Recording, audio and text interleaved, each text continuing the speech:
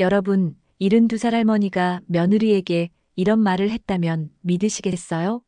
돈이 가족보다 더 소중해. 네, 바로 제가 한 말입니다. 그 순간 우리 집은 난리가 났죠. 며느리는 울고 아들은 기겁하고 온 가족이 저를 미쳤다고 했어요. 하지만 지금 제 통장에는 2억 원이 들어 있습니다. 72살에 맨손으로 시작해서 2년 만에 번 돈이에요. 여러분이 지금 듣고 계신 이 이야기는 한편의 막장 드라마 같지만 제 실제 경험담입니다. 45년간 새벽 4시에 일어나서 가족을 위해 살았던 제가 어떻게 72살의 가족과 등지고 혼자 사업을 시작하게 되었을까요? 그리고 어떻게 성공할 수 있었을까요? 지금부터 들려드릴 이야기는 아마 여러분도 한 번쯤은 겪어보셨을 일들일 거예요. 특히 저처럼 평생 가족을 위해 희생하며 살아오신 분들이라면 분명히 공감하실 거라고 확신합니다. 때로는 화가 나기도 하고 때로는 속이 시원하기도 할 그런 이야기 말이에요. 그런데 돌이켜보니 그 모든 변화는 한마디 말에서 시작되었다고 생각합니다. 사람들은 제가 미쳤다고들 했습니다. 72살에 무슨 장사냐, 가족이 우선이지 돈이 우선이냐, 늙어서 욕심을 부린다고들 했습니다.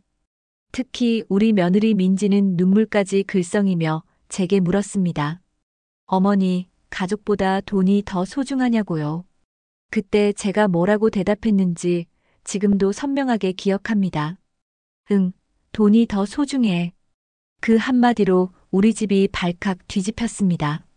그러나 지금 생각해보면 후회는 없습니다. 아니, 솔직히 말씀드리면 처음에는 조금 후회했습니다. 가족이라는 이름으로 평생을 살아온 제가 72살의 돈이 더 중요하다고 말하는 것이 맞는지 혼란스러웠으니까요. 가족을 배신하는 건 아닌지, 너무 이기적인 건 아닌지 스스로를 자책하기도 했습니다. 하지만 그 말이 제 인생을 완전히 바꾸어 놓았습니다. 72년 만에 처음으로 제가 제 인생의 주인이 되었기 때문입니다. 이제는 매일 새벽 5시에 일어나 가게로 가서 반찬을 만들고 손님을 맞이하고 계산을 하고 오후 6시에 문을 닫습니다. 모든 것이 제 선택입니다. 누구의 눈치도 보지 않고 누구의 허락도 받지 않습니다. 이 이야기를 왜 하느냐고요? 누군가는 들어야 할 이야기이기 때문입니다. 특히 저처럼 가족을 위해 평생을 바치고도 당연하다는 소리만 들어오신 분들이라면 더더욱 그러합니다. 아직도 늦지 않았다는 것을, 72살에도 새로운 시작이 가능하다는 것을 보여드리고 싶었습니다. 바닷바람이 더 세게 불어옵니다. 오늘따라 유독 시원합니다.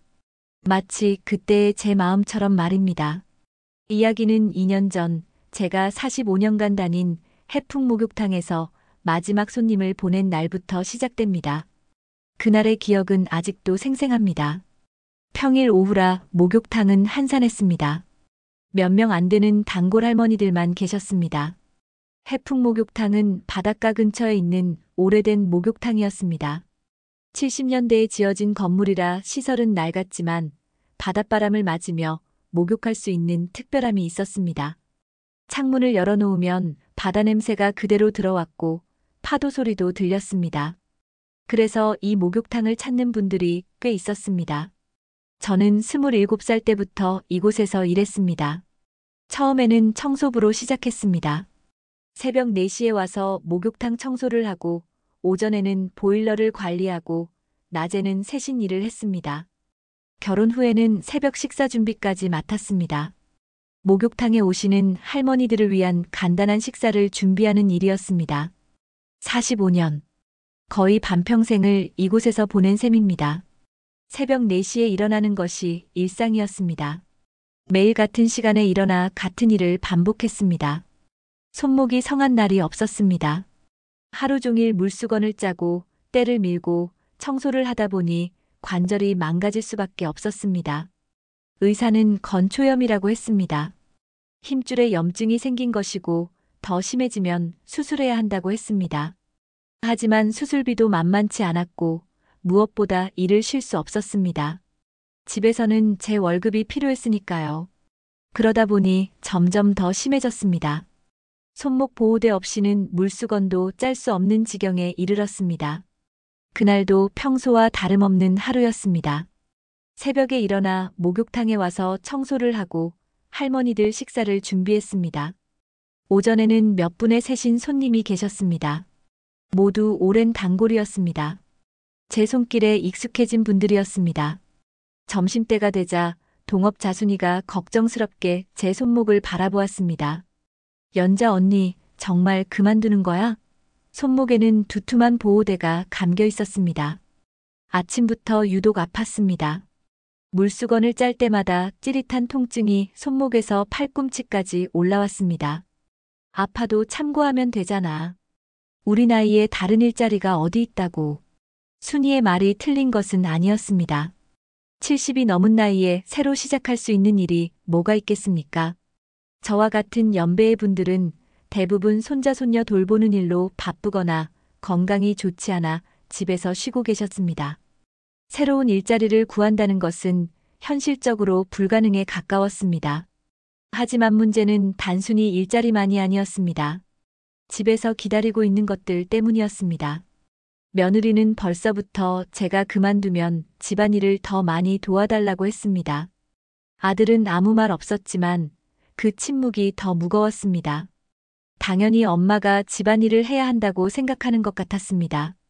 순이야, 나 우리 며느리한테 가정부 계약서 써달라고 할까봐. 뭔 소리야, 그게. 순이가 어이없다는 표정을 지었습니다. 하지만 저는 진심이었습니다. 집안일 애 봐주기, 반찬 해주기, 빨래, 청소. 다 무료잖아. 근데 다른 집 아줌마가 와서 똑같은 일하면 얼마 받겠어? 순이는 어이없다는 듯 웃었습니다. 연자야, 그런 건 가족이니까 하는 거지. 가족이면 공짜로 부려먹어도 된다는 법이 어디 있어? 그 순간 저는 뭔가 중요한 것을 깨달았습니다. 45년간 목욕탕에서 일하면서도 월급을 받았습니다. 비록 많지는 않았지만 제가 한 일에 대한 정당한 대가였습니다. 그런데 집에서는 왜 다를까 생각했습니다. 똑같이 몸을 써서 하는 일인데 왜 집에서 하는 일은 당연히 공짜여야 할까요? 그날 오후 마지막 손님을 보내고 나서 45년간 사용했던 세신용품들을 정리했습니다. 떼수건, 물수건, 비누, 로션. 별것 아닌 것들이었지만 제 인생의 절반을 함께한 도구들이었습니다. 하나하나 손에 잡히는 것이 무겁게 느껴졌습니다. 목욕탕 사장님은 퇴직금으로 3천만 원을 주셨습니다. 45년치 치고는 적은 돈이었지만 그래도 감사했습니다. 제 이름으로 된 목돈을 가져본 건 처음이었습니다. 통장에 찍힌 3천만 원이라는 숫자를 보는 순간 뭔가 할 수 있을 것 같은 기분이 들었습니다. 목욕탕을 나서면서 뒤돌아보았습니다. 45년간 다닌 직장을 떠나는 마음이 어떤 건지 그날 처음 알았습니다. 시원섭섭했습니다. 몸은 편해질 것 같았지만 마음 한구석은 허전했습니다. 무엇보다 앞으로 뭘 하며 살아야 할지 막막했습니다. 집으로 향하는 길에 바다를 보았습니다. 평소보다 파도가 높았습니다. 마치 제 마음처럼 출렁이는 것 같았습니다. 그때는 몰랐습니다. 이 바다가 2년 후 제게 어떤 의미가 될지, 자유와 해방의 상징이 될지요. 바닷바람이 얼굴을 스쳤습니다. 차갑고 시원했습니다. 45년간 새벽부터 저녁까지 갇혀있던 목욕탕에서 벗어나 이렇게 자유롭게 바다를 바라볼 수 있다는 사실이 신기했습니다. 이게 은퇴의 맛인가 싶었습니다. 하지만 집에 도착하면 또 다른 현실이 기다리고 있었습니다. 집에 도착하자마자 며느리 민지가 저를 반겼습니다. 아니, 정확히는 반기는 척했습니다. 표정은 밝았지만 눈빛에서는 다른 계산이 보였습니다. 37살의 민지는 영어 학원을 운영하며 꽤 성공한 여성입니다. 수완도 좋고 사교적이며 사업 감각도 뛰어납니다. 민지가 운영하는 학원은 우리 동네에서 유명한 편이었습니다. 원어민 강사도 여러 명 두고 있었고 학생 수도 많았습니다. 민지 자신도 영어를 잘했습니다. 대학에서 영문학을 전공했고 미국에서 1년간 연수도 받았습니다. 똑똑하고 능력 있는 며느리였습니다. 문제는 그 성공의 뒷받침에 제가 있다는 사실이었습니다. 민지가 학원 일에 집중할 수 있는 건 제가 집안일과 육아를 담당했기 때문이었습니다. 수민이 등하교, 집안 청소, 빨래, 요리, 설거지. 모든 것을 제가 했습니다. 어머니, 고생하셨어요. 근데 내일 수민이 학원 설명회 가야 하는데 하루만 봐주실 수 있으세요? 제가 학원 일 때문에. 민지는 차 한 잔을 내오면서 말했습니다. 하지만 곧바로 본론으로 들어갔습니다. 위로나 격려의 말은 없었습니다. 45년간 몸을 혹사하며 일한 시어머니에 대한 배려도 없었습니다. 그저 이제 더 많은 도움을 받을 수 있다는 기대만 있었습니다. 민지야, 나 오늘로 목욕탕 그만뒀어. 어머, 그래요? 그럼 앞으로 수민이 더 많이 봐주실 수 있겠네요. 아이고, 다행이다. 그 순간 제 가슴 속에서 뭔가 단단한 것이 부러지는 소리가 들렸습니다. 45년 직장 생활의 마지막 날, 제가 받은 건 위로나 격려가 아니라 이제 더 많이 부려먹을 수 있겠다는 안도감이었습니다. 민지의 표정을 자세히 보니 진짜 다행이라고 생각하는 것처럼 보였습니다. 그동안 시어머니가 목욕탕 일 때문에 바빠서 충분히 도움을 받지 못했다고 여겼던 것 같습니다. 이제야 제대로 된 가정부를 둔 기분이라는 표정이었습니다. 일주일이 지났습니다. 목욕탕을 그만둔 후 첫 번째 주말이었습니다. 그동안 저는 집에서 쉬었습니다. 오랜만에 늦잠도 자고 TV도 보고 책도 읽었습니다. 45년 만에 처음으로 제 시간을 가진 기분이었습니다. 하지만 편안하지만은 않았습니다. 뭔가 해야 할 것 같은 강박이 있었습니다. 45년간 새벽 4시에 일어나는 습관이 하루아침에 바뀌지 않았습니다. 몸은 쉬고 있지만 마음은 불안했습니다. 그때 민지가 저를 거실로 불렀습니다. 손에는 A4 용지를 들고 있었습니다. 뭔가 중요한 이야기가 있다는 표정이었습니다. 어머니, 이제 시간 여유가 생기셨으니까 저희가 부탁드릴 게 있어요. 뭔데? 앞으로 제가 학원 확장을 하려고 하거든요. 분점도 내고 온라인 강의도 시작하려고요. 그러려면 제가 더 바빠질 것 같아서. 민지가 건넨 종이를 보는 순간 저는 어이가 없어 웃음이 나왔습니다. 아니, 웃음이 아니라 한숨이었을지도 모르겠습니다. 제목부터가 가관이었습니다. 어머니께 부탁드리는 일들이라니. 마치 비서에게 업무를 지시하는 것 같았습니다. 목록을 하나하나 읽어보니 더욱 기가 막혔습니다. 수민이 등하교부터 시작해 저녁 반찬 매일 5인분 이상, 집안 청소주 3회, 빨래 및 다림질 수시로, 태식 점심 도시락, 월금, 명절 및 집안 행사, 음식 준비, 아픈 가족 간병, 기타 필요시, 육아 및 가사 전반까지. 마지막 항목이 압권이었습니다. 기타 필요시 육아 및 가사 전반. 결국 무엇이든 시킬 수 있다는 뜻이었습니다. 이게 가족에게 하는 부탁일까요? 이건 노예 계약서나 다름없었습니다. 민지야, 이걸 다 나 혼자 하라는 거야? 어머니 혼자만이 아니라 저도 도울 때는 돕죠. 근데 제가 바쁘니까 주로 어머니가. 민지의 말을 듣고 있으니 더욱 화가 났습니다. 자기도 도울 때는 돕는다고요? 언제 도와줬나요? 결혼한 지 10년 동안 집안일을 도와준 적이 있었나요? 자기 빨래조차 제대로 하지 않는 사람이 무슨 도움을 준다는 건가 싶었습니다. 그럼 이 일들 하면 얼마나 줄 거야? 민지의 눈이 동그래졌습니다. 예, 뭘요? 이 일들 말이야. 하나하나 시급으로 계산하면 얼마나 될까? 등하교 택시비, 요리사 인건비, 가정부 인건비, 육아도우미비. 그 순간 저는 머릿속으로 계산을 시작했습니다. 등하교 하루 2번, 편도에 1만 원씩이면 하루 2만 원. 한 달이면 60만 원. 반찬 5인분을 매일 만든다면 하루 3만 원씩, 한 달이면 90만 원. 청소는 주 3회 한 번에 3시간씩이면 시간당 1만 원으로 계산해도 주당 9만 원, 한 달이면 36만 원. 계산하면 할수록 놀라웠습니다. 민지가 요구하는 일들을 시급으로 환산하면 월 300만 원이 넘었습니다. 월급쟁이 한 명의 월급보다 많은 금액이었습니다. 어머니, 그게 무슨 말씀이세요? 우린 가족이잖아요. 바로 그 순간이었습니다. 제 인생에서 가장 중요한 깨달음의 순간이었습니다. 가족이라서 공짜로 부려먹어도 된다는 건가? 가족이라는 이름으로 한 사람의 노동을 착취해도 되는 건가? 45년간 남의 집 일을 하면서도 월급을 받았습니다. 비록 많지는 않았지만 제가 한 일에 대한 정당한 대가였습니다.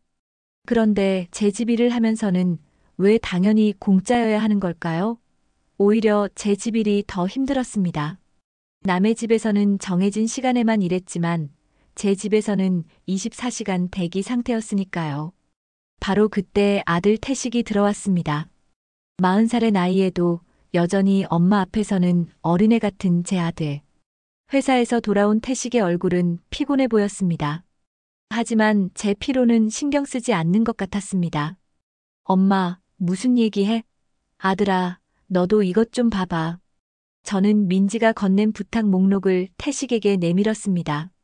태식은 종이를 훑어보더니 고개를 끄덕였습니다. 엄마가 도와주시면 정말 감사하죠. 우리도 벌기 바쁘니까. 그 순간 저는 깨달았습니다. 제 아들도 제 며느리도 저를 가족이 아닌 무료 서비스 제공자로 보고 있다는 것을. 저는 그들에게 엄마이자 시어머니가 아니라 그냥 편리한 도구였습니다. 그럼 나는 언제 쉬어? 어머니, 저희가 바쁠 때만.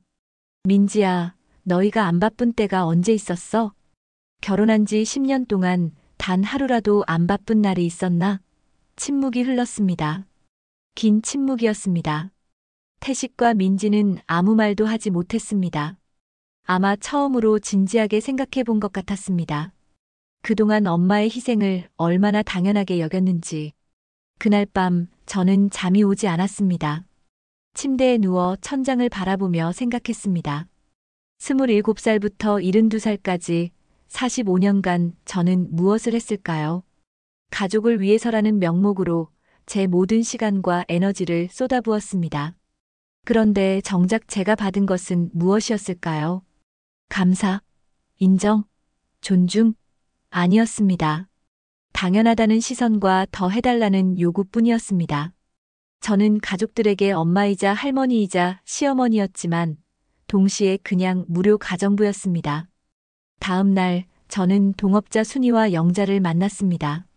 목욕탕 근처 카페에서 만나 퇴직금으로 무엇을 할지 상의하기로 했습니다. 사실 상의라기보다는 제 결심을 들려주고 싶었습니다. 카페는 바다가 보이는 2층에 있었습니다. 창밖으로 보이는 바다가 유독 푸르렀습니다. 오후 햇살이 바다 위에서 반짝이고 있었습니다. 어선들이 점점이 떠 있고 갈매기들이 자유롭게 날아다니고 있었습니다. 그 광경을 보며 저는 문득 자유롭고 싶다는 생각을 했습니다. 45년간 새벽 4시에 일어나 목욕탕에 가는 것이 일상이었습니다. 휴일이나 명절에도 쉬지 못했습니다. 가족들 챙기느라 바빴으니까요. 언제 한번 이렇게 바다를 보며 여유롭게 앉아 있었나 싶었습니다. 순이와 영자가 도착했습니다. 둘 다 저보다 몇 살 어렸지만 사정은 비슷했습니다. 평생 가족을 위해 살다가 이제야 좀 여유가 생긴 나이. 하지만 여유라고 해봤자 집안일과 손자 손녀 돌보는 일이 기다리고 있을 뿐이었습니다. 연자야, 퇴직금 받았다며? 얼마나 받았어? 영자가 궁금해했습니다. 3천만 원. 우와, 꽤 많이 받았네. 그 돈으로 뭐 할 거야? 저는 잠시 망설였다가 말했습니다. 장사하려고. 순이와 영자가 놀란 표정을 지었습니다. 장사? 무슨 장사? 반찬 가게. 영자가 기겁했습니다. 미쳤어? 우리 나이에? 하지만 저는 이미 마음을 정했습니다. 어젯밤 민지의 요구 목록을 보면서 확실히 깨달았습니다. 가족을 위해 무료로 일할 바에야 차라리 남을 위해 돈 받고 일하는 게 낫겠다고요. 영자야, 우리가 제일 잘하는 게 뭐야? 요리잖아. 45년간 새벽 4시에 일어나서 밥하고 반찬 만들고 설거지하고. 이런 게 장사가 아니면 뭐야? 그렇긴 하지만. 순이가 걱정스럽게 말했습니다. 연자야, 장사가 어디 쉬운 일이야. 망하면 어떻게 하려고? 저는 이미 계산해둔 것이 있었습니다. 그리고 나 계산해봤어. 우리 며느리가 요구한 일들 시급으로 계산하면 한 달에 300만 원이야. 300만 원. 순이가 눈을 크게 떴습니다. 진짜? 등하교 하루 2만 원씩 주말 포함해서 한 달 60만 원, 반찬 매일 5인분 하루 3만 원씩 한 달 90만 원, 청소 주 3회 회당 5만 원씩 한 달 60만 원, 빨래 다림질 월 20만 원, 도시락 월 50만 원, 기타 육아 간병 월 30만 원. 더 계산할까? 영자는 입을 다물지 못했습니다. 그럼 너희 며느리가 300만 원씩 줄 거야? 줄 리가 있나? 그래서 장사하는 거야. 내 손으로 번 돈으로 내가 하고 싶은 일 하는 거지. 사실 돈만이 이유는 아니었습니다. 72살에 새로운 도전을 한다는 것 자체가 의미 있다고 생각했습니다. 평생 남을 위해 살았으니 이제는 제가 하고 싶은 걸 해보고 싶었습니다. 실패하더라도 후회는 없을 것 같았습니다. 상가 전세 2천, 인테리어랑 집기 1,000만 원이면 될 것 같아. 반찬 가게 말이야. 저는 이미 구체적인 계획을 세워두고 있었습니다. 집 근처에 적당한 상가도 몇 군데 봐두었습니다. 20평 남짓한 공간이면 충분할 것 같았습니다. 순이와 영자는 처음에는 말렸지만 제 의지가 확고한 것을 보고는 결국 응원해주기로 했습니다. 도움이 필요하면 언제든지 연락하라고 했습니다. 그들의 지지가 큰 힘이 되었습니다. 연자야, 정말 대단해. 우리 나이에 새로운 도전을 한다는 게. 영자가 감탄했습니다. 늦었지만 해보자. 우리가 그동안 가족들 뒷바라지만 하느라 정작 우리 자신을 위해서는 아무것도 안 했잖아. 카페를 나서며 바다를 다시 보았습니다. 오후 햇살이 점점 기울어가고 있었습니다. 파도 소리가 유독 크게 들렸습니다. 마치 제 결심을 응원해주는 것 같았습니다.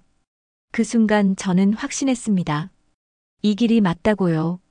바닷바람이 얼굴을 스쳤습니다. 차갑지만 상쾌했습니다. 72년 만에 처음으로 제 미래를 제가 정한다는 느낌이었습니다. 두렵기도 했지만 설레기도 했습니다. 그날 저녁 저는 집에 돌아가 가족들에게 선언했습니다. 퇴직금으로 장사를 시작하겠다고요. 식탁에 앉아있던 태식, 민지, 수민이가 모두 저를 쳐다보았습니다. 저녁 식사 시간이었습니다. 평소와 다름없이 제가 차린 식사였습니다. 김치찌개, 계란말이, 시금치나물, 깻잎장아찌. 45년간 해온 반찬들이었습니다. 가족들은 맛있게 먹고 있었습니다. 당연하다는 표정으로요. 태식이 놀라며 물었습니다. 엄마, 무슨 장사? 반찬 가게. 너희들한테 해주던 반찬 만들어서 파는 거야. 그 순간 분위기가 싸늘해졌습니다. 젓가락을 들고 있던 민지의 손이 멈췄습니다. 수민이도 어리둥절한 표정으로 저를 바라보았습니다. 민지가 황급히 끼어들었습니다. 어머니, 그러면 저희는 어떻게 해요? 수민이는 누가 봐주고 집안일은 누가 하고. 목소리에 당황스러움이 역력했습니다.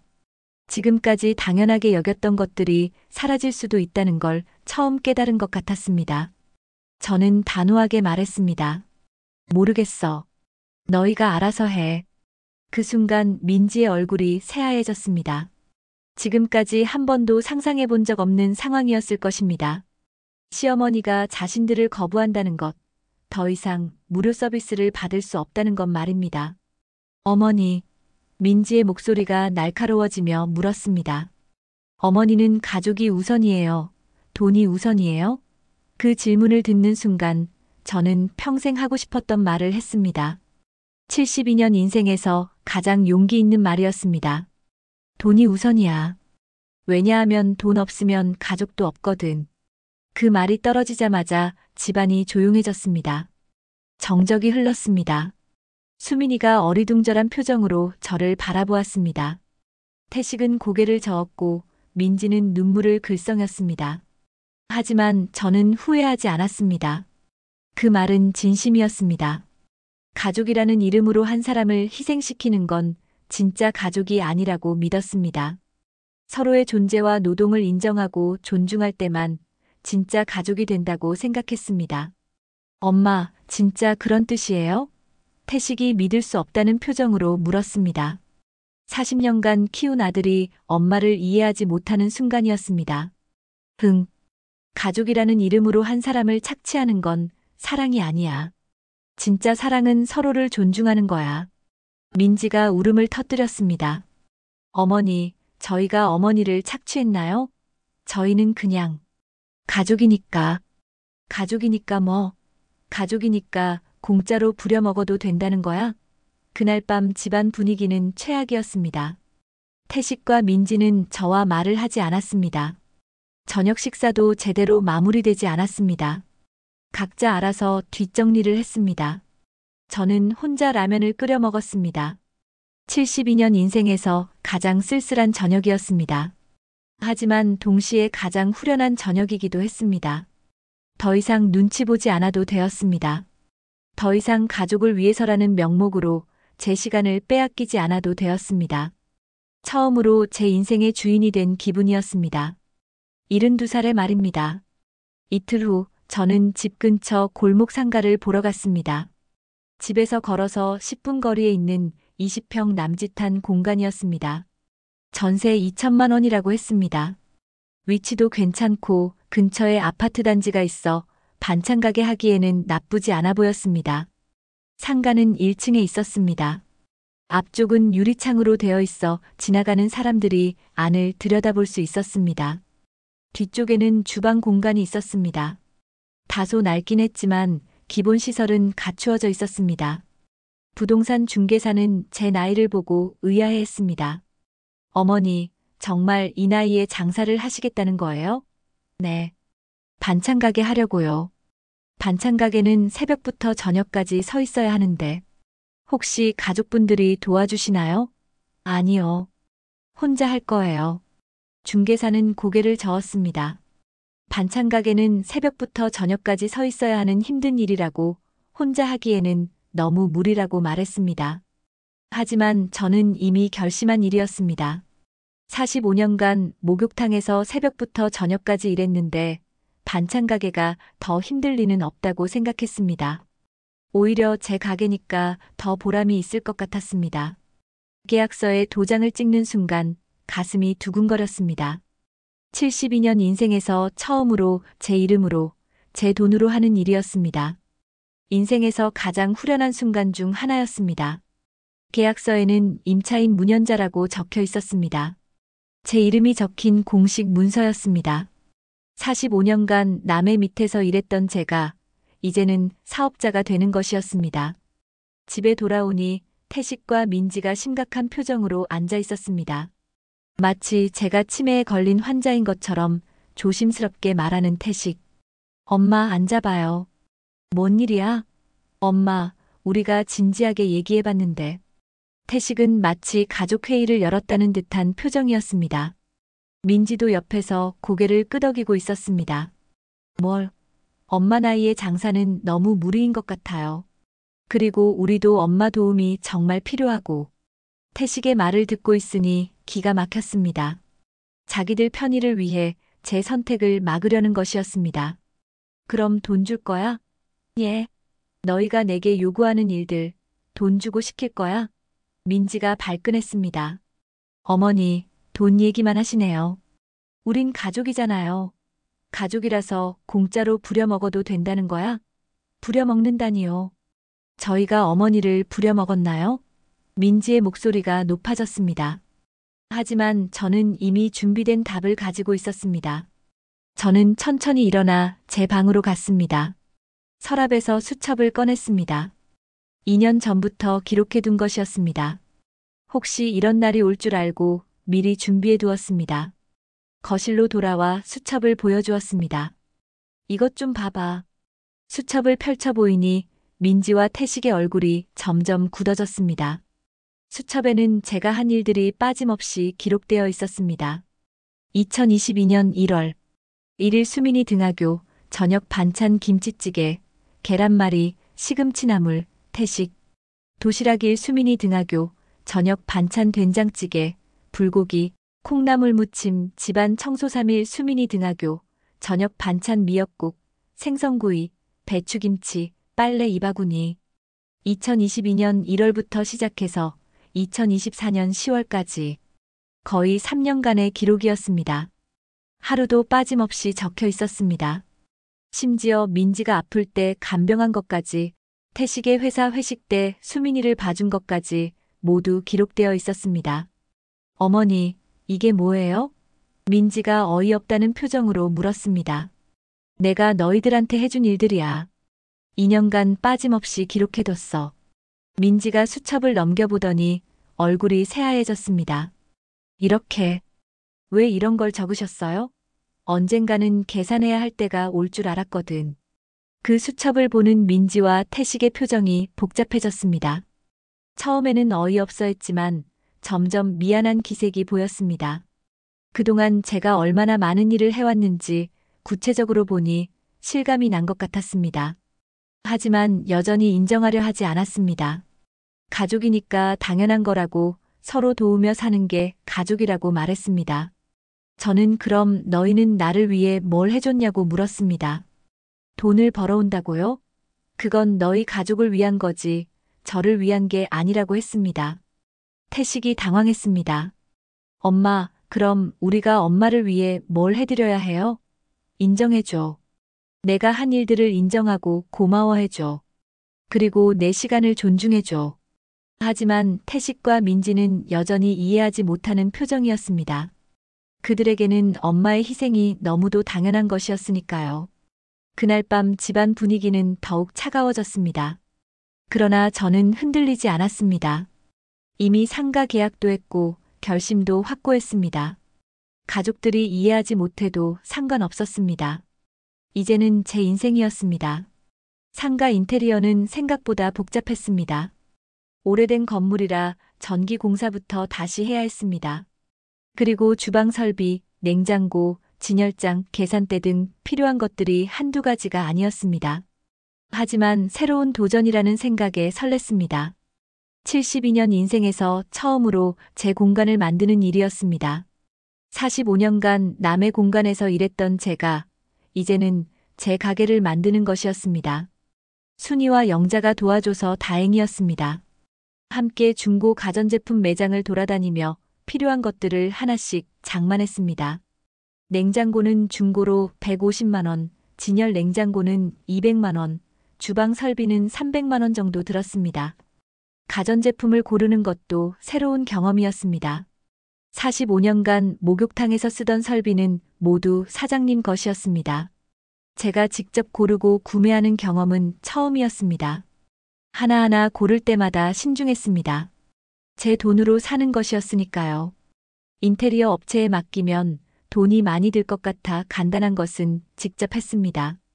벽지 바르기, 청소, 정리정돈 같은 것들입니다. 72살의 몸에는 쉽지 않은 일이었습니다. 허리도 아프고 다리도 저렸습니다.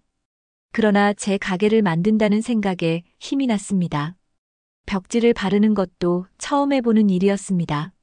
순이가 도와줘서 가능했습니다. 처음에는 삐뚤삐뚤했지만 점점 요령이 생겼습니다. 완성되었을 때 뿌듯했습니다. 제 손으로 만든 공간이었습니다. 일주일 정도 지났을 때 큰 문제가 생겼습니다.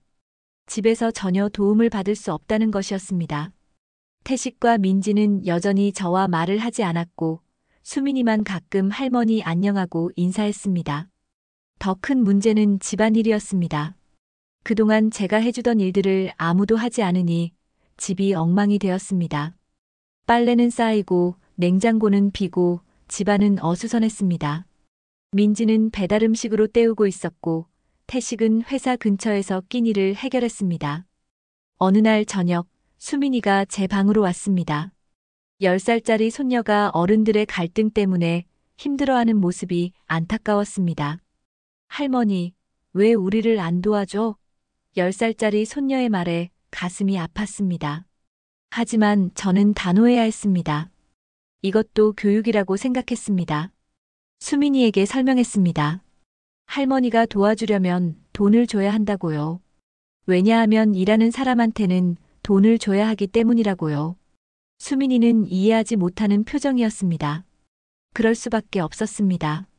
지금까지 할머니의 도움은 당연한 것이었으니까요. 한편으로는 미안했습니다. 수민이에게는 죄가 없는데 어른들의 갈등 때문에 불편을 겪고 있었습니다. 하지만 이것도 교육이라고 생각했습니다. 누군가의 노동에는 대가가 따른다는 걸 어릴 때부터 알아야 한다고요. 인테리어가 거의 끝나갈 무렵 또 다른 문제가 생겼습니다. 허리를 삐끗한 것입니다. 무거운 진열장을 옮기다가 그만 허리에 무리가 갔습니다. 그 순간 일어설 수가 없을 정도로 아팠습니다. 순이에게 전화해 도움을 요청했습니다. 순이가 달려와 저를 병원에 데려갔습니다. 의사는 일주일은 안정을 취해야 한다고 했습니다. 그 말을 듣는 순간 막 끝나가던 인테리어가 걱정되었습니다. 개업 예정일도 미뤄야 할 것 같았습니다. 하지만 포기할 수는 없었습니다. 영자까지 불러 마무리 작업을 부탁했습니다. 친구들이 없었다면 정말 어려웠을 것입니다. 그들의 도움으로 가까스로 인테리어를 마칠 수 있었습니다. 연자야, 정말 대단해. 우리 나이에 이런 일을 하다니. 영자가 감탄했습니다. 비록 허리는 아팠지만 마음은 뿌듯했습니다. 제 손으로 만든 가게였습니다. 가게 간판을 다는 날 저는 휠체어를 타고 가서 지켜보았습니다. 연잔의 반찬가게라고 적힌 간판이 햇빛에 반짝였습니다. 72년 인생에서 제 이름이 걸린 첫 번째 간판이었습니다. 그 순간의 감격을 어떻게 표현해야 할지 모르겠습니다. 간판을 보는 순간 눈물이 났습니다. 72살에 제 이름을 건 사업을 시작한다는 게 믿기지 않았습니다. 45년간 남의 이름 아래서 일했던 제가 이제는 사장이 되는 것이었습니다. 허리가 어느 정도 나은 후 드디어 가게 문을 열었습니다. 개업일은 2023년 7월 1일로 정했습니다. 새 달의 시작과 함께 새로운 출발을 하고 싶었습니다. 첫날 새벽 5시 저는 가게에 도착했습니다. 아직 어둑한 시간이었지만 마음이 설렜습니다. 45년간 새벽에 일어나는 것에 익숙했지만 이번엔 다른 기분이었습니다. 남을 위한 일이 아니라 제 일이었으니까요. 준비해둔 재료들로 반찬을 만들기 시작했습니다. 김치, 콩나물 무침, 시금치나물, 계란말이, 멸치볶음, 깻잎장아찌. 45년간 해온 반찬들이었습니다. 하지만 이번에는 가족을 위해서가 아니라 손님을 위해 만드는 것이었습니다. 반찬을 하나하나 만들면서 새로운 기분을 느꼈습니다. 같은 요리지만 목적이 다르니 마음가짐도 달랐습니다. 더 정성스럽게, 더 신경 써서 만들었습니다. 돈을 받고 파는 음식이니 더 맛있게 만들어야 했습니다. 6시쯤 되자 근처 아파트에서 산책 나온 할머니들이 지나가기 시작했습니다. 새로 생긴 반찬 가게를 신기해하며 들여다보는 분들이 계셨습니다. 하지만 아직 아무도 들어오지는 않았습니다. 첫 손님이 오기를 기다리는 마음이 어떤 건지 그때 처음 알았습니다. 가슴이 두근거렸습니다. 과연 제 반찬을 사줄 분이 있을까? 맛없다고 하면 어떻게 하지? 걱정이 앞섰습니다. 7시가 되자 첫 손님이 왔습니다. 근처 아파트에 사는 50대 아주머니였습니다.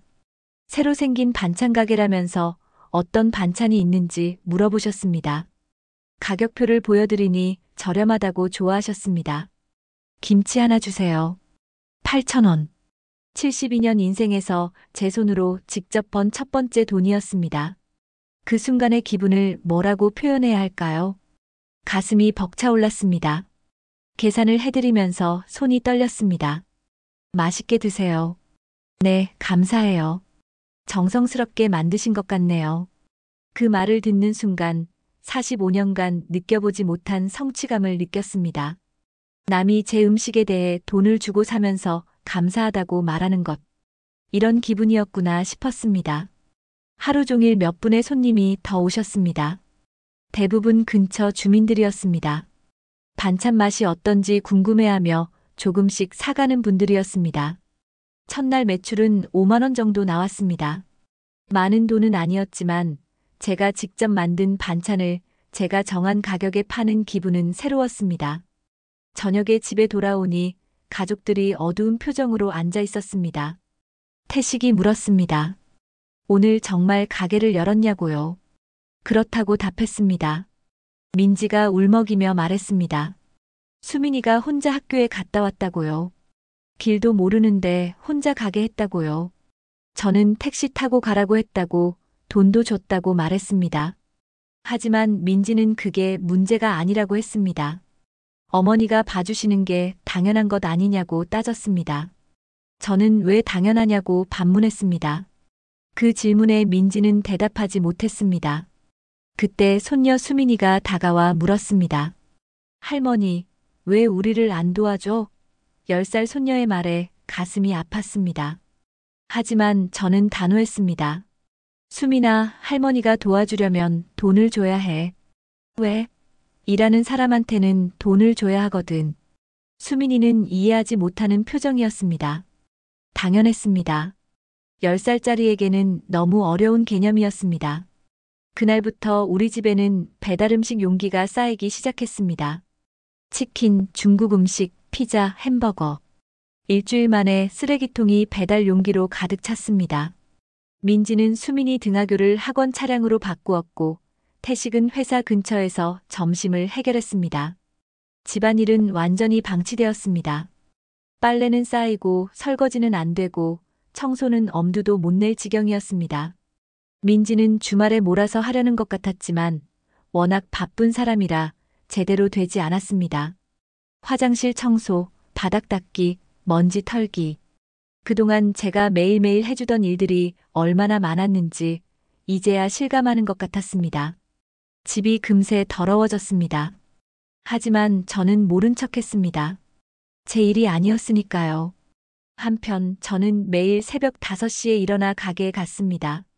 반찬을 만들고 손님을 맞고 계산을 하고 처음에는 손목이 아팠지만 점점 견딜만 했습니다.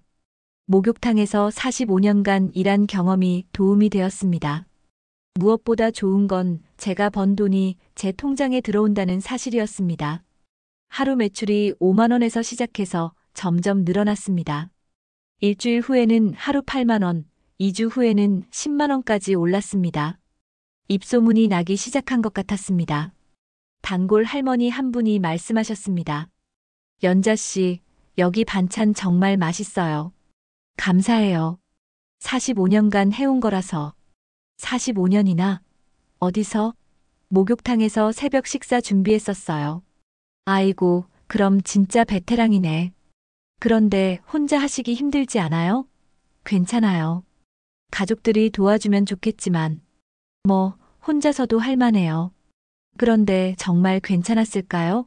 솔직히 말하면 외로웠습니다. 72살의 몸으로 혼자 모든 걸 하기에는 힘들었습니다. 새벽부터 저녁까지 서 있는 것도 쉽지 않았습니다. 손목도 아프고 다리도 아팠습니다. 하지만 포기할 수는 없었습니다. 이제 시작인데 벌써 포기할 수는 없었습니다. 무엇보다 가족들에게 져줄 수는 없었습니다. 제가 틀렸다는 걸 인정할 수는 없었습니다. 어느 날 저녁 집에 들어가니 수민이가 숙제를 하고 있었습니다. 혼자서 어려워하고 있는 것 같았습니다. 예전 같으면 제가 도와줬을 텐데 이제는 그럴 수 없었습니다. 수민이가 저를 보더니 말했습니다. 할머니, 숙제 도와줘. 하지만 저는 단호했습니다. 시간당 1만 원이라고 했습니다. 수민이는 돈이 없다고 했습니다. 그럼 부모에게 달라고 하라고 했습니다. 그 순간 수민이의 표정이 슬퍼졌습니다. 10살짜리에게는 너무 어려운 상황이었습니다. 제 마음도 아팠습니다. 하지만 흔들릴 수는 없었습니다. 이것도 교육이었습니다. 세상에는 공짜가 없다는 걸 배워야 했습니다. 그날 밤 저는 혼자 라면을 끓여 먹으며 생각했습니다. 이게 맞는 길일까? 가족을 잃고 얻은 게 뭔가? 하루 10만 원 남짓한 매출이 가족보다 중요한가? 하지만 곧 생각을 바꾸었습니다. 가족을 잃은 게 아니라 진짜 가족을 찾아가는 과정이라고요. 서로를 존중하는 관계로 바뀌는 과정이라고요. 쉽지 않겠지만 언젠가는 이해해줄 거라고 믿었습니다. 가게를 연 지 한 달쯤 되었을 때 큰 위기가 찾아왔습니다. 새벽에 반찬을 만들다가 허리를 다시 삐끗한 것입니다. 이번에는 이전보다 더 심했습니다. 그 순간 바닥에 주저앉으며 일어설 수가 없었습니다. 통증이 너무 심해 움직일 수가 없었습니다. 가게 문은 열어야 하는데 몸은 말을 듣지 않았습니다. 단골 손님들이 실망할 것 같았습니다. 어쩔 수 없이 순이에게 전화했습니다. 새벽 6시였지만 순이는 바로 달려왔습니다. 순이가 저를 보고 깜짝 놀랐습니다. 얼굴이 새하얘져 있었고 식은땀을 흘리고 있었습니다. 곧바로 병원에 데려가 주었습니다. 응급실에서 검사를 받으니 허리 디스크가 더 심해진 상태였습니다. 의사는 최소 일주일은 절대 안정을 취해야 한다고 했습니다. 그 말을 듣는 순간 가게가 걱정되었습니다. 겨우 자리 잡기 시작한 단골 손님들이 실망할 것 같았습니다. 한 달간 쌓아 올린 신뢰가 무너질까봐 두려웠습니다. 하지만 순이와 영자가 나서 도와주겠다고 했습니다. 교대로 가게를 지켜주겠다고요. 반찬 만드는 법을 가르쳐주면 최대한 비슷하게 만들어 보겠다고 했습니다. 친구들의 제안에 눈물이 났습니다. 연자야, 우리가 있잖아. 걱정 말고 쉬어. 순이의 말에 가슴이 뭉클했습니다. 가족보다 친구들이 더 든든했습니다. 혈연 관계는 아니지만 진짜 가족 같았습니다. 그날 저녁 집에 돌아오니 태식이 놀랐습니다. 왜 이러냐고 다친 거냐고 물었습니다. 허리를 삐끗했다고 답했습니다. 병원은 갔냐고 물었습니다. 갔다고 했습니다. 태식이 주방을 보더니 한숨을 쉬었습니다. 이제 그만하라고 했습니다. 너무 무리하는 것 같다고요. 엄마 나이에 혼자 하기에는 너무 힘들다고 했습니다. 저는 뭘 그만하냐고 물었습니다. 가게 말이라고 했습니다. 엄마 나이에 혼자 하기엔 너무 힘들다고 반복했습니다. 그 순간 민지가 끼어들었습니다. 민지도 걱정된다고 했습니다. 어머니가 아프시니까 마음이 아프다고요. 이제 가게 정리하시고 집에서 쉬라고 했습니다. 그리고 자기들을 도와달라고 예전처럼 해달라고 했습니다. 저는 그리고 뭘 하냐고 물었습니다. 그럼 돈은 주냐고요. 민지가 버럭 소리를 질렀습니다. 어머니는 정말 돈밖에 모르세요? 가족이 이렇게 걱정하는데도 돈 얘기만 하시네요. 저는 천천히 고개를 들어 민지를 바라보았습니다. 그리고 물었습니다. 민지야, 너는 학원 운영하면서 돈 안 받아? 그건 사업이잖아요. 내 가게도 사업이야. 그렇지만 가족이 우선이어야 하는 거 아니에요? 저는 대답하지 않았습니다. 더 이상 같은 말을 반복하고 싶지 않았습니다. 바로 그때였습니다. 수민이가 다가왔습니다. 할머니 아파? 응, 조금. 그러자 수민이가 제 손에 뭔가를 쥐어주었습니다. 1,000원짜리 3장이었습니다. 할머니, 나 용돈 있어. 이거 줄게. 뭘 하려고? 할머니가 나 돌봐준 거 돈 주는 거야. 아빠가 돈 줘야 한다고 했는데 안 줘서 내가 주는 거야. 그 순간 저는 울컥했습니다. 72년 인생에서 받은 가장 값진 3,000원이었습니다. 10살짜리 손녀가 어른들도 이해하지 못하는 것을 이해하고 있었습니다. 일하는 사람에게는 돈을 줘야 한다는 걸요. 수민이의 3,000원을 받으며 확신했습니다. 제가 가는 길이 틀리지 않았다고요. 비록 지금은 어른들이 이해하지 못하지만 언젠가는 알게 될 것이라고요. 그리고 수민이는 이미 알고 있었습니다. 허리가 나은 후 저는 중요한 결정을 했습니다. 제대로 된 계약서를 만들기로 한 것입니다. 더 이상 애매한 상태로 두어서는 안 된다고 생각했습니다. 명확한 기준이 필요했습니다. 동네 행정복지센터에 가서 상담을 받았습니다. 담당 공무원은 친절하게 설명해 주었습니다. 요즘은 가족 간에도 돌봄 계약을 하는 경우가 많다고 했습니다. 서로 부담 없이 명확하게 하는 것이며 오히려 관계가 더 좋아진다고 했습니다. 어르신, 요즘은 가족 돌봄도 계약하는 경우가 많아요. 서로 부담 없이 명확하게 하는 거죠. 그 말을 듣고 안심이 되었습니다. 제가 하는 일이 이상한 게 아니라는 걸 확인했습니다. 집에 돌아와 정식 계약서를 작성했습니다. 인터넷에서 찾은 양식을 참고해 우리 가족 상황에 맞게 수정했습니다. 서비스 내용과 비용을 구체적으로 명시했습니다. 계약 조건도 꼼꼼히 적었습니다. 가족 돌봄 서비스 계약 서계약 당사자, 서비스 제공자 문연자 이하 갑서비스 이용자 윤태식, 서민지 이하을, 서비스 내용 및 비용, 육아 서비스 시간당 1만 원 가사 서비스 시간당 1만 5천 원 요리 서비스 일식 기준, 8천 원 청소 서비스 시간당 2만 원 등 학교 서비스 편도 1만 원. 계약 조건. 서비스는 사전 예약제로 운영 비용은 서비스 제공 후 즉시 지급갑의 개인 사정 영업, 휴식 등으로 인한 서비스 불가 시 을은 이를 수용본 계약은 상호 합의하에 수정 가능. 계약 기간 2023년 12월 1일부터 1년간.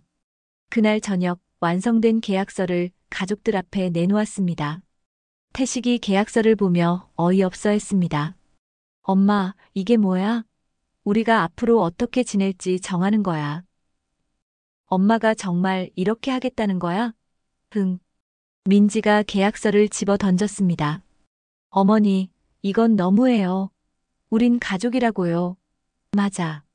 우린 가족이야. 그래서 더 명확하게 해야 하는 거야. 저는 침착하게 말했습니다. 가족이라고 해서 한 사람이 희생만 할 이유는 없어. 그리고 가족이라고 해서 서로의 노동을 무시할 이유도 없고.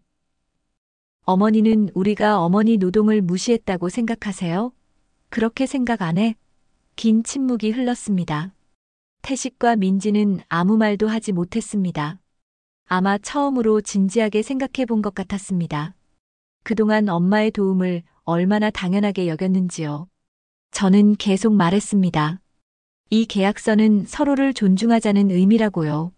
제 시간과 노동을 존중해달라는 것이고, 저도 그들의 사정을 이해하고 도와주겠다는 뜻이라고요. 계약서에는 중요한 조건이 하나 더 있었습니다. 제 개인 사정으로 인한 서비스 불가 시 가족들이 이를 수용해야 한다는 조건이었습니다. 즉, 제가 가게 일이 바쁘거나 쉬고 싶을 때는 집안일을 거절할 수 있다는 뜻이었습니다.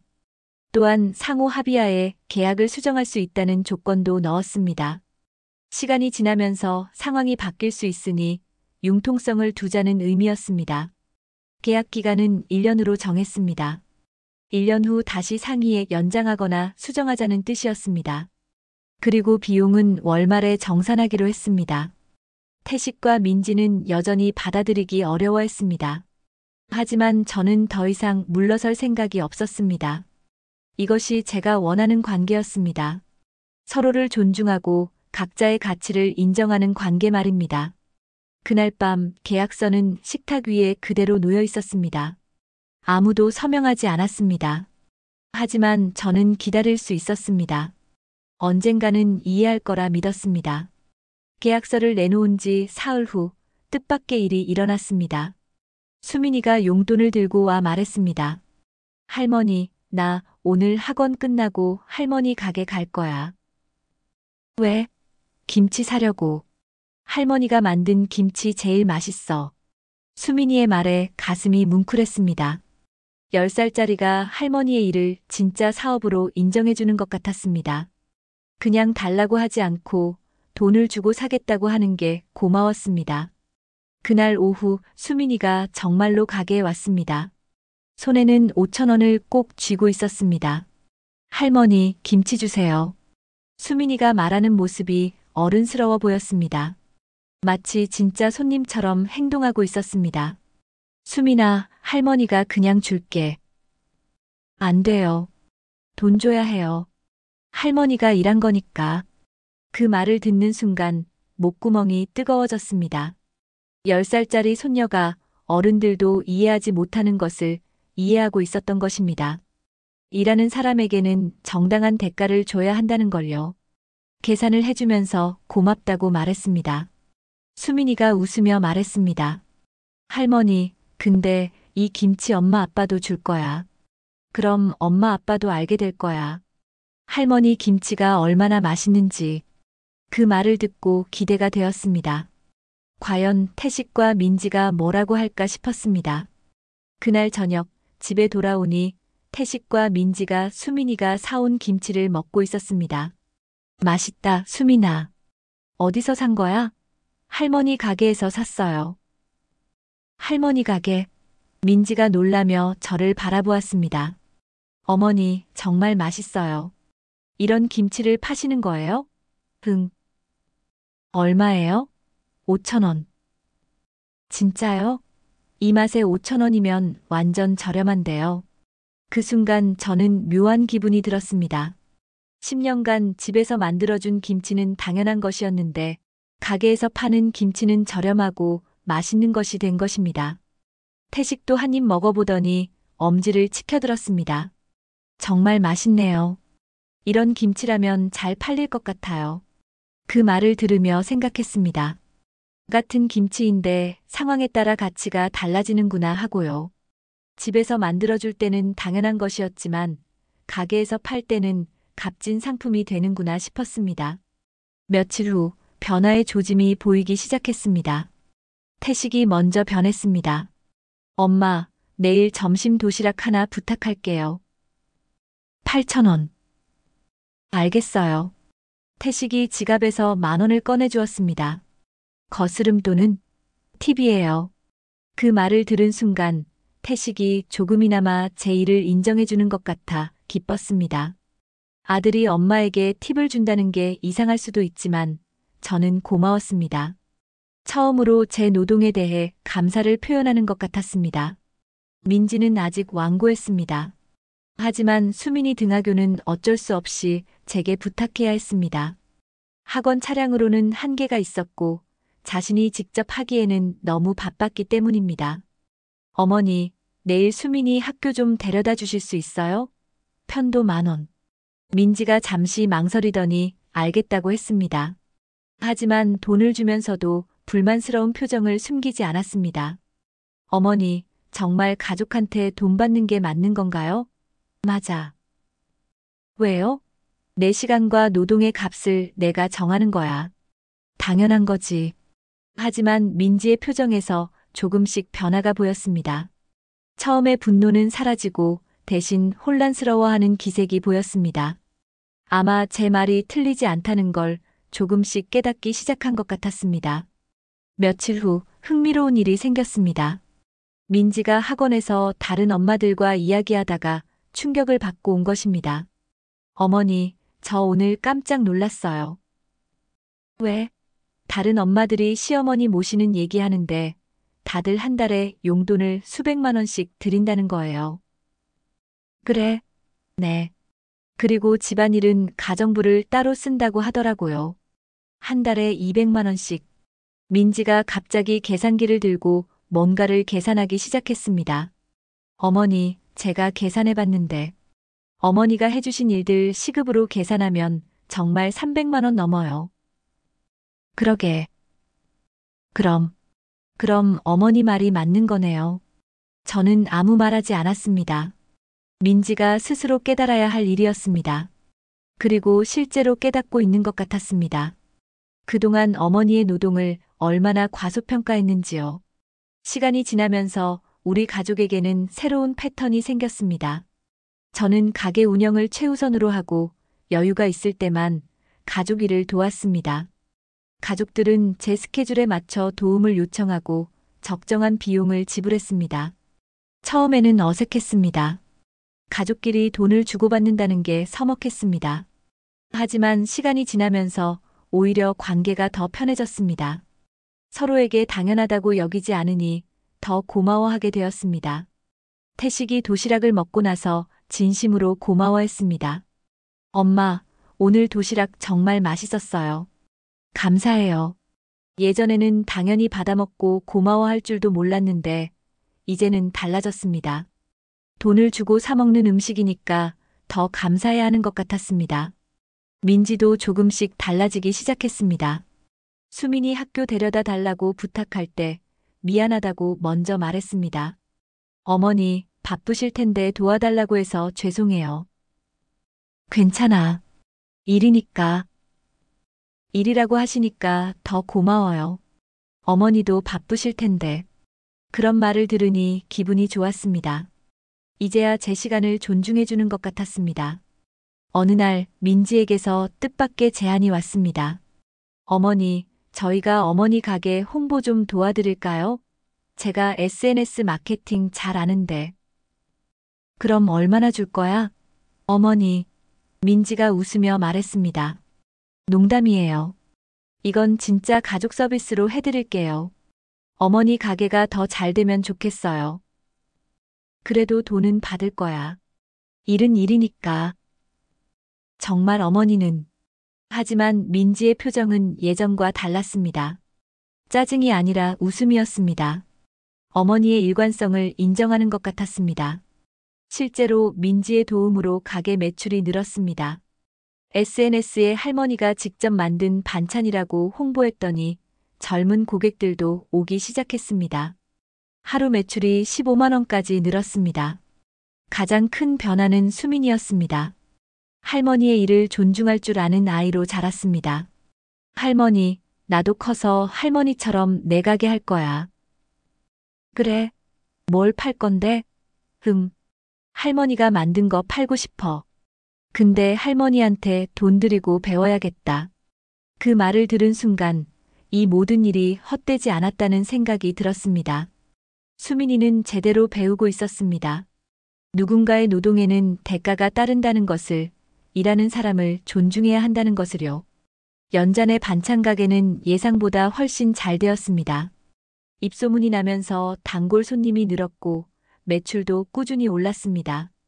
개업 3개월 만에 하루 평균 12만 원, 한 달 매출 300만 원 이상을 기록했습니다. 손님들의 반응이 좋았습니다. 연자 씨, 여기 반찬 정말 맛있어요. 집에서 해먹는 맛이 나요. 어머니가 직접 하시는 거죠? 정성이 느껴져요. 어머니가 직접 하시냐고 물으면 45년간 요리해온 경험이 있다고 자랑스럽게 말했습니다. 그럴 때마다 뿌듯했습니다. 특히 젊은 직장인들이 많이 찾았습니다. 혼자 사는 분들이 늘어나면서 집에서 만든 것 같은 반찬을 원하는 분들이 많았습니다. 민지의 SNS 홍보 효과도 컸습니다. 할머니가 45년 경력으로 만든 정성 반찬이라는 카피가 젊은 분들에게 어필했습니다. 인스타그램에 올린 사진들도 반응이 좋았습니다. 옛날식 반찬이 오히려 트렌드가 되었습니다. 순이가 부러워했습니다. 연자야, 정말 대단해. 나도 해볼까? 해봐. 우리 나이에도 뭔가 할 수 있다는 걸 보여주자. 실제로 순이도 몇 달 후 작은 식당을 열었습니다. 영자는 베이킹 클래스를 시작했습니다. 우리는 70이 넘어서야 비로소 내 일을 하게 된 것입니다. 우리 세 명은 종종 만나 사업 이야기를 했습니다. 서로의 경험을 공유하고 조언을 해주었습니다.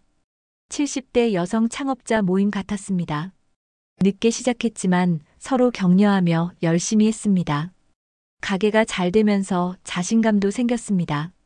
72살에 새로운 도전을 한다는 게 쉽지 않았지만 해낼 수 있다는 걸 증명했습니다.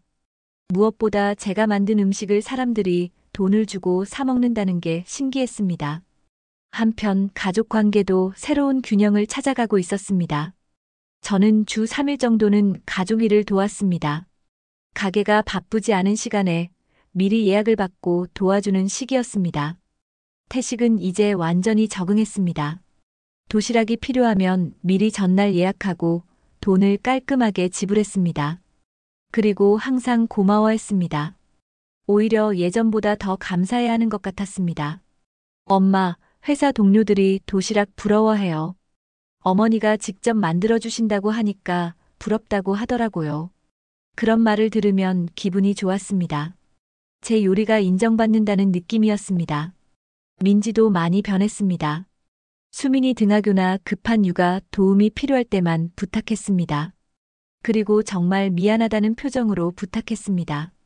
어머니 시간을 빼앗는다는 걸 이제 알고 있었습니다. 어머니, 정말 죄송해요. 갑자기 학부모 회의가 생겨서. 괜찮아. 미리 연락해줘서 고마워. 이제는 서로가 서로를 배려하는 관계가 되었습니다. 일방적인 희생이 아니라 상호 존중하는 관계였습니다. 어느 날 민지가 제안했습니다. 어머니 가게에 투자하겠어요. 확장하시라고 자금을 지원해 드릴게요. 하지만 저는 거절했습니다. 고마운데 이건 내 가게야.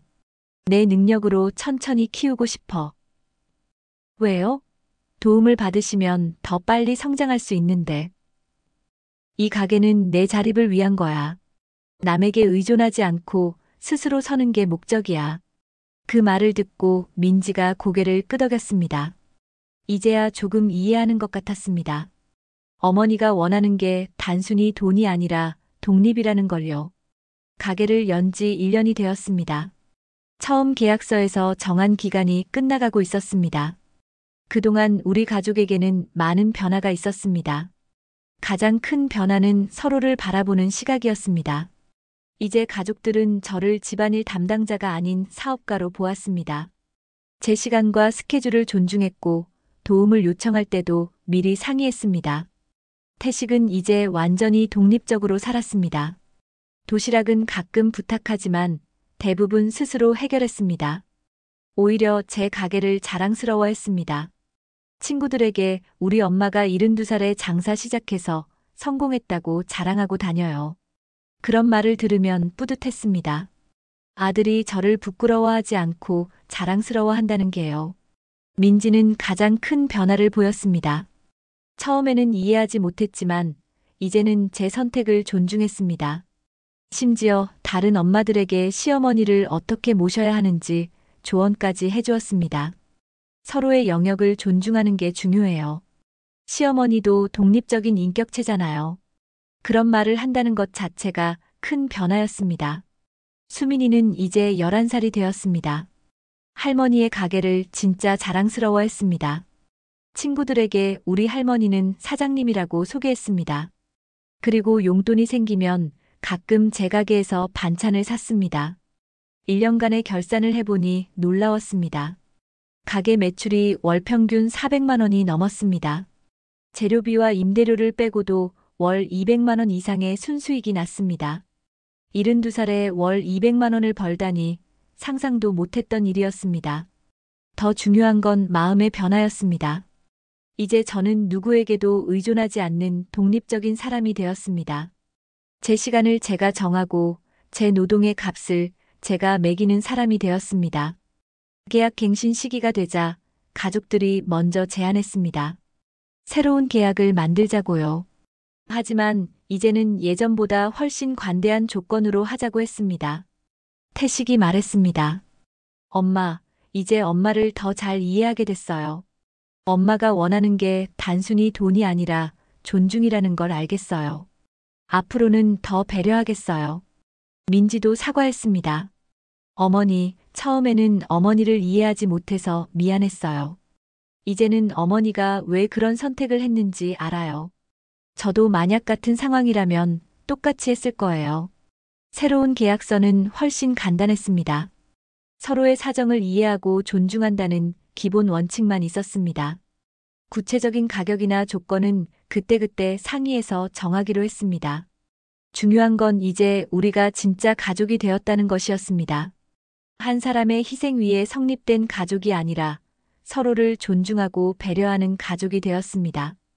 가게가 안정되자 새로운 꿈이 생겼습니다. 더 많은 사람들에게 제 반찬을 알리고 싶었습니다. 온라인 판매도 시작하고 나중에는 가맹점도 내보고 싶었습니다. 민지가 적극적으로 도와주겠다고 했습니다. 온라인 쇼핑몰 구축, SNS 마케팅, 브랜딩까지 모든 걸 도와주겠다고요. 이번에는 받겠다고 했습니다. 이제는 진짜 도움이었으니까요. 태식도 자기만의 방식으로 도왔습니다. 회사 동료들에게 홍보해줘서 단체 주문이 늘었습니다. 회사 행사 때 우리 가게 반찬을 주문해주기도 했습니다. 수민이는 제 가장 열렬한 팬이 되었습니다. 학교에서 장래 희망을 쓸 때 할머니 같은 사업가라고 썼습니다. 선생님이 깜짝 놀랐다고 했습니다. 11살이 할머니를 롤모델로 삼다니요. 어느 날 동네 신문에서 인터뷰 요청이 왔습니다. 72살에 창업한 할머니 이야기를 쓰고 싶다고 했습니다. 처음에는 부담스러웠지만 받아들였습니다. 저와 같은 처지의 분들에게 희망을 드리고 싶었습니다. 인터뷰 기사가 나간 후 반응이 뜨거웠습니다. 비슷한 나이의 분들이 가게에 와 상담을 구했습니다. 자기도 뭔가 해보고 싶다고 용기를 얻었다고 하셨습니다. 그중 한 분은 정말로 옆 동네에 비슷한 가게를 내셨습니다. 제가 조언해드리고 레시피도 공유해드렸습니다. 경쟁 상대가 될 수도 있었지만 상관없었습니다. 더 많은 분이 도전하는 게 좋다고 생각했습니다. 순이와 영자도 각자의 길에서 성공하고 있었습니다. 순이의 식당은 단골 손님들로 북적였고 영자의 베이킹 클래스는 대기자가 있을 정도였습니다. 70이 넘어서야 시작한 일들이었지만 모두 성공했습니다. 우리는 종종 만나 경험을 공유했습니다. 늦게 시작했지만 포기하지 않고 계속 도전하자고 서로 격려했습니다. 서로가 서로에게 힘이 되었습니다. 74살이 된 지금 제게는 더 큰 꿈이 생겼습니다. 단순히 반찬 가게 하나 운영하는 것을 넘어서 비슷한 처지의 시니어들에게 희망을 드리고 싶었습니다. 연잔의 반찬 가게를 프랜차이즈로 확장하는 계획을 세웠습니다. 저와 같은 시니어들이 창업할 수 있도록 돕고 싶었습니다. 70이 넘어서도 새로운 도전이 가능하다는 걸 보여드리고 싶었습니다. 민지가 사업계획서 작성을 도와주었습니다. 이제는 진짜 사업 파트너가 되었습니다. 시어머니와 며느리가 아니라 함께 일하는 동료였습니다. 어머니, 이 사업 정말 의미 있는 것 같아요. 시니어 창업 시장이 커지고 있거든요. 민지의 분석에 따르면 베이비 부머 세대가 은퇴하면서 시니어 창업에 대한 관심이 높아지고 있었습니다. 하지만 대부분 어디서부터 시작해야 할지 몰라 망설이고 있었습니다. 연잔의 반찬 가게 프랜차이즈는 그런 분들에게 좋은 기회가 될 수 있었습니다. 45년간 축적된 요리 노하우, 검증된 사업 모델, 그리고 성공 사례까지 모든 조건이 갖춰져 있었습니다. 태식도 법적인 부분을 도와주었습니다. 프랜차이즈 계약서 작성, 상표 등록, 법인 설립 등 복잡한 절차들을 처리해 주었습니다. 엄마, 정말 대단해요. 74살에 이런 사업을 벌이다니. 가족들의 지지가 큰 힘이 되었습니다. 2년 전에는 제 선택을 이해하지 못했던 가족들이 이제는 적극적으로 도와주고 있었습니다. 첫 번째 가맹점이 문을 열었습니다. 옆 동네에 사는 68살 할머니가 운영했습니다. 남편을 잃고 혼자 지내던 분이었는데 제 이야기를 듣고 용기를 냈다고 했습니다. 연자 선생님 덕분에 새로운 인생을 시작할 수 있게 됐어요. 그 말을 듣는 순간 가슴이 뭉클했습니다. 제 경험이 다른 분에게 도움이 된다는 게 이렇게 기분 좋은 일인지 몰랐습니다. 두 번째, 세 번째 가맹점도 순조롭게 오픈했습니다. 모두 60대 이상의 시니어들이 운영했습니다. 평생 가족을 위해 살다가 이제야 자신만의 일을 찾은 분들이었습니다. 가맹점 사장님들과 정기적으로 모임을 가졌습니다. 서로의 경험을 공유하고 어려운 점을 상의했습니다. 70대 여성 CEO들의 모임이었습니다. 우리가 이 나이에 이런 일을 하고 있다니 정말 신기해요. 그러게요. 작년까지만 해도 상상도 못했던 일이에요. 모두들 비슷한 경험을 했습니다. 가족을 위해 평생을 바쳤지만 정작 자신은 잃어버린 사람들. 하지만 이제는 달랐습니다. 모두 자신만의 사업을 하고 있었습니다. 할머니, 나도 할머니처럼 사업가가 되고 싶어요. 그래, 어떤 사업을 하고 싶은데? 아직 잘 모르겠지만 할머니처럼 다른 사람들에게 도움이 되는 일을 하고 싶어요. 수민이는 방학 때면 가게에 와서 아르바이트를 했습니다. 물론 정당한 시급을 받고요. 계산하는 법, 손님 응대하는 법, 재료 관리하는 법까지 모든 걸 배웠습니다.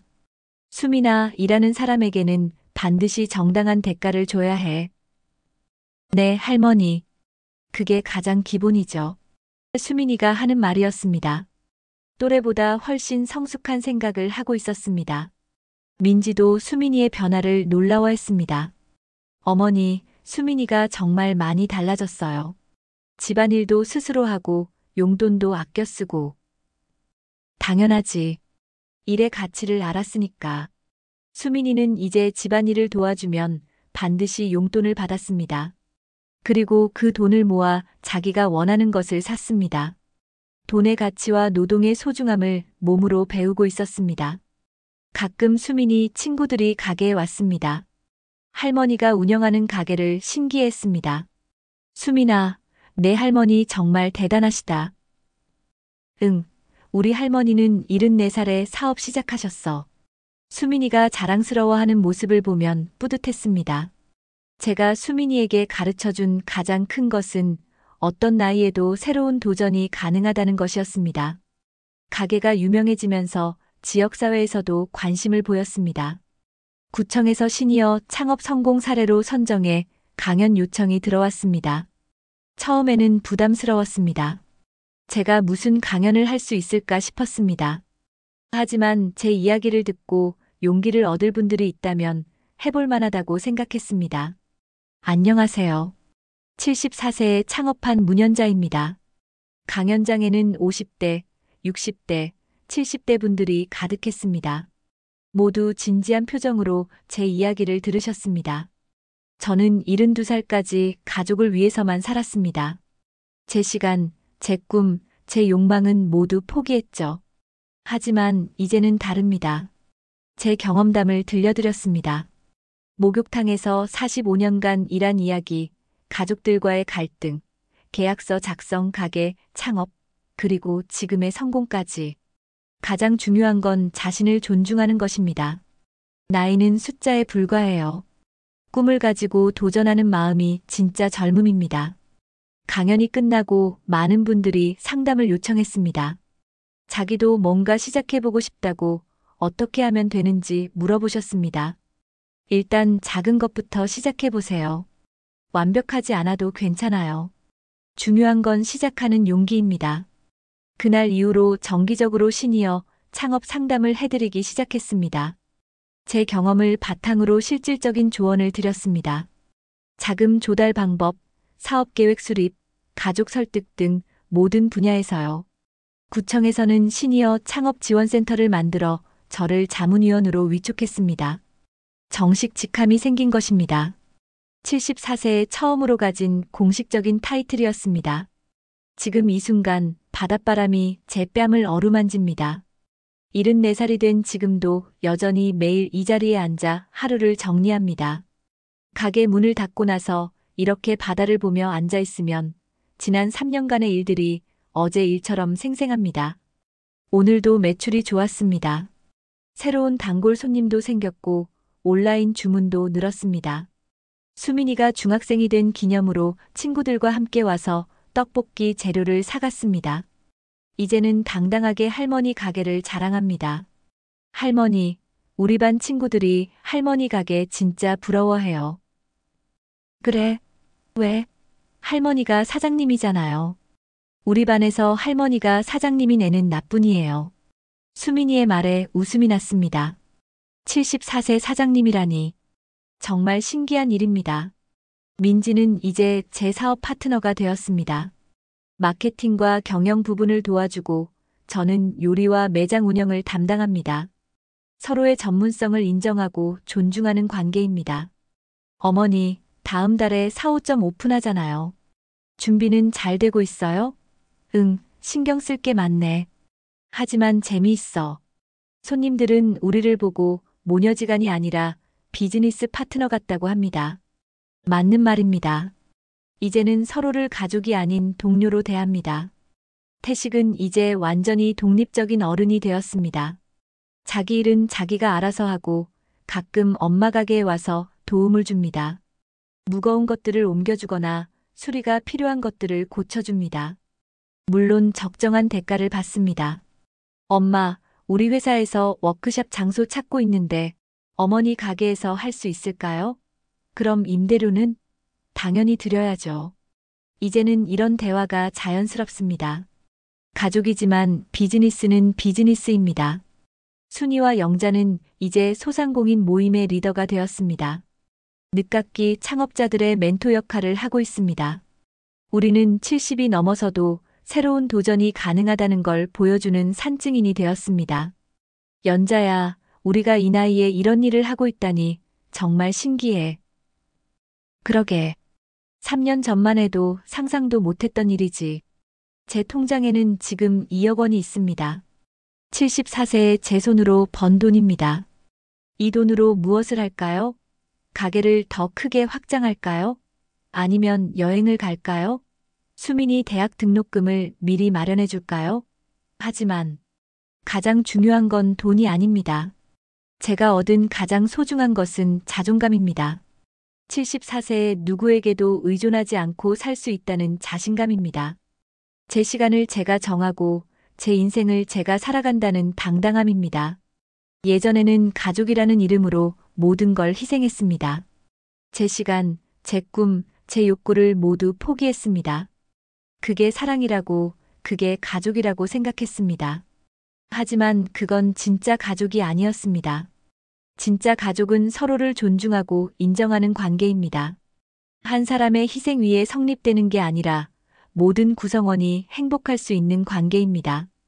그런 가족을 만들기 위해서는 때로는 용기 있는 선택이 필요하다고 믿습니다.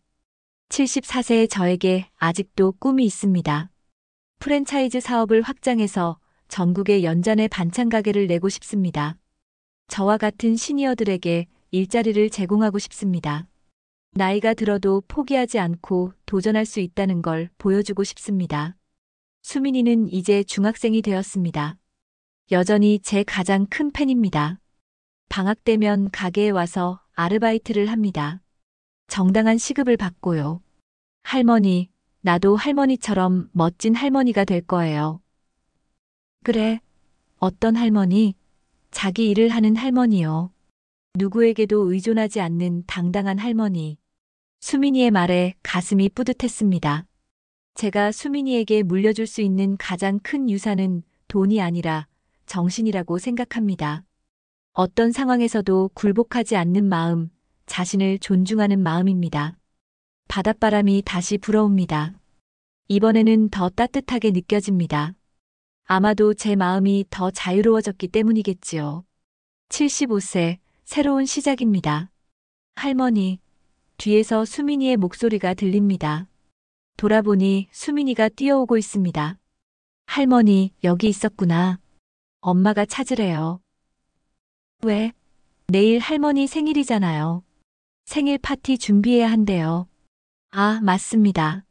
내일이 제 75번째 생일입니다. 수민아, 생일 파티도 돈 받을 거야. 얼마예요? 10만 원? 비싸다. 5만 원. 그럼 8만 원. 7만 원. 좋아, 거래 성사. 수민이와 제가 손을 마주쳤습니다. 그리고 함께 웃었습니다. 이제 저는 압니다. 가족이란 피로 이어진 관계가 아니라 서로를 존중하고 사랑하기로 선택한 관계라는 것을, 그리고 그 선택은 매일매일 새롭게 해야 하는 것이라는 것을. 바닷바람이 다시 불어옵니다. 이번에는 더 따뜻하게 느껴집니다. 아마도 제 마음이 더 자유로워졌기 때문이겠지요. 75세, 새로운 시작입니다.